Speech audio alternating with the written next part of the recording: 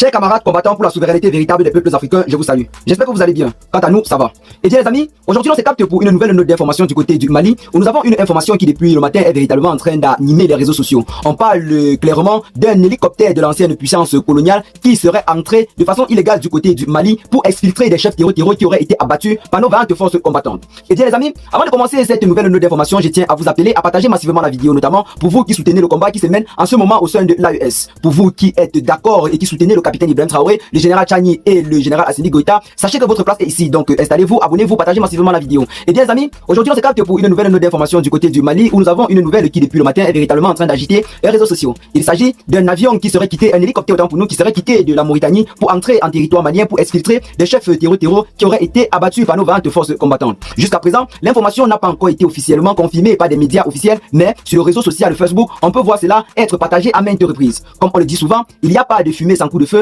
Nous avons décidé de partager cela avec vous parce que ce n'est visiblement pas étonnant car en ce moment, les chefs terroristes sont en train de chercher tout moyen pour fuir le Mali. Rappelons que pour ceux qui ne le savent pas, ces chefs terroristes ne se retrouvaient plus sur le territoire malien depuis plusieurs années. Ils étaient dans les autres pays maghrébins en exil en quelque sorte. Mais lors de l'attaque du 25 avril, ceux-ci sont venus avec leurs assaillants pour renverser le pouvoir en place. Puisqu'ils étaient convaincus de la réussite de leur opération, ils sont venus avec leurs combattants. On parle de 12 000 hommes qui ont été mobilisés ce jour pour renverser les autorités du côté de Bamako. Mais malheureusement pour eux, le plan ne s'est pas passé comme prévu. Une fois entrés sur le territoire malien, ils ont été confrontés à une riposte sans complaisance venant de la part de nos vaillantes forces combattantes qui combattaient avec leurs alliés russes. Ceux-ci ont pu retourner la situation et frapper correctement l'ennemi. Depuis lors, on parle de plus de 8 000 terroristes sur les 12 000 qui étaient entrés sur le territoire malien qui ont déjà été mis hors d'état de nuit. Donc j'ai dit bien 8 000 sur les 12 000 qui avaient attaqué le Mali dans la journée du 25 avril dernier ont déjà été mis hors d'état de nuit. Donc les nouvelles sont véritablement très historiques et en ce moment, le chef qui les accompagnait se retrouve piégé sur le territoire et depuis lors, ceux-ci cherchent des voies et moyens pour pouvoir exfiltrer le chef de la zone de combat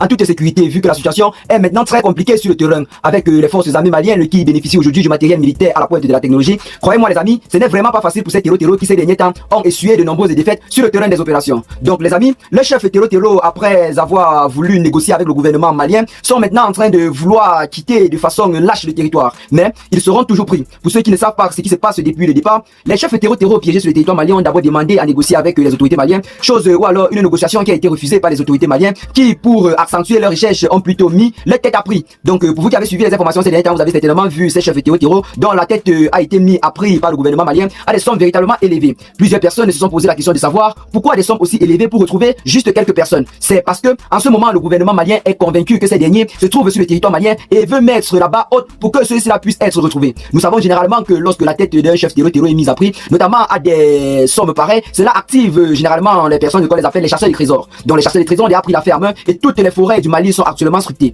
En ce qui concerne les premières informations que nous avons déjà pu recevoir, Amadou Koufa aurait été même décimé dans la forêt de Faya par les frappes de l'armée malienne. Donc c'est également une information non confirmée que vous devez également prendre avec beaucoup de pincettes. Mais c'est ce qui s'est dit sur les réseaux sociaux et nous allons parler de cela ici. Et bien les amis, cette situation du côté du Mali illustre une fois de plus la montée en puissance de nos vaillantes forces combattantes sur le terrain des opérations ainsi que les alliés russes. Contrairement à ce que essayaient de nous faire croire les médias pro-terror, notamment ces médias pro-occidentaux, comme quoi la situation est hors de contrôle du côté du Mali, l'on comprend clairement que la situation sur le terrain est visiblement autre chose. Dans cette vidéo, nous vous présentons avec preuve l'évolution de la situation du côté du Mali. Donc pour ceux qui suivent généralement nos parties d'information, vous savez parfaitement de quoi je parle. Ces derniers temps, les forces armées maliennes ont abattu un travail remarquable sur le terrain des opérations. Les terroristes, croyant pouvoir renverser la tendance, n'ont pas pu jusqu'à présent affliger encore une quelconque perte à nos vaillantes forces combattantes. Rappelons que durant la journée du 25 avril où ils ont attaqué notre beau pays, le Mali, ceux-ci étaient également appuyés par plusieurs instructeurs français et ukrainiens en présentiel sur le terrain, si l'on veut croire les propos, tenus par un soldat ou alors par un officier des forces russes du groupe Africa Corps qui a mené les assauts cette journée du 25 avril aux côtés des forces armées maliennes.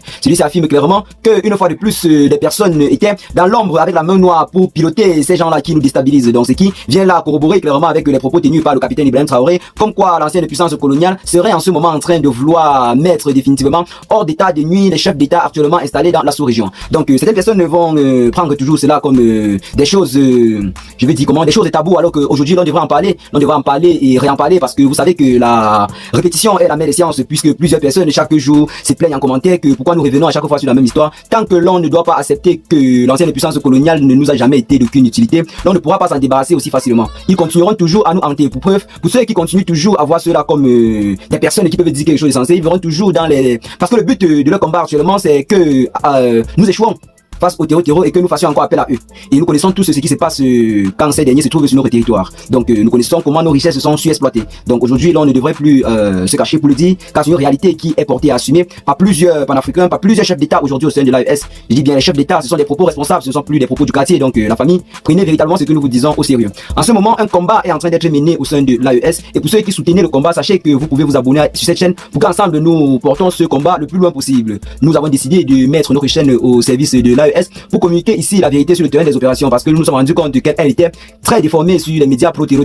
Nous avons décidé d'activer notre média pour en quelque sorte recadrer généralement ces médias-là et rétablir la vérité quand généralement elle est déformée sur ces médias. Donc les amis, c'est pas que l'on doit séparer pour ce qui est cette nouvelle note informative. Ce qu'il faut retenir dans cette vidéo, c'est que depuis le matin, une information est en train de circuler sur le réseau social Facebook, essayant de nous faire croire clairement que les forces armées maliennes ont abattu un hélicoptère espion qui serait venu chercher et exfiltrer les chefs terreau piégés sur le territoire malien depuis les assauts du 25 avril dernier. Donc c'est une information que je vous dis que vous devez prendre avec beaucoup de pincettes. C'est pour ça que j'ai utilisé le terme essayant de nous faire croire. Donc nous en parlons parce que nous savons généralement qu'il n'y a pas de fumée sans coup de feu, et ce n'est pas étonnant que les chefs terreau sont en train de chercher une échappatoire en ce moment sur le territoire. Donc partagez massivement la vidéo à vos amis si vous l'avez notamment trouvé intéressante. Abonnez-vous à la chaîne si ce n'est pas encore fait, et à très bientôt les gars pour de nouvelles notes d'informations. Ciao.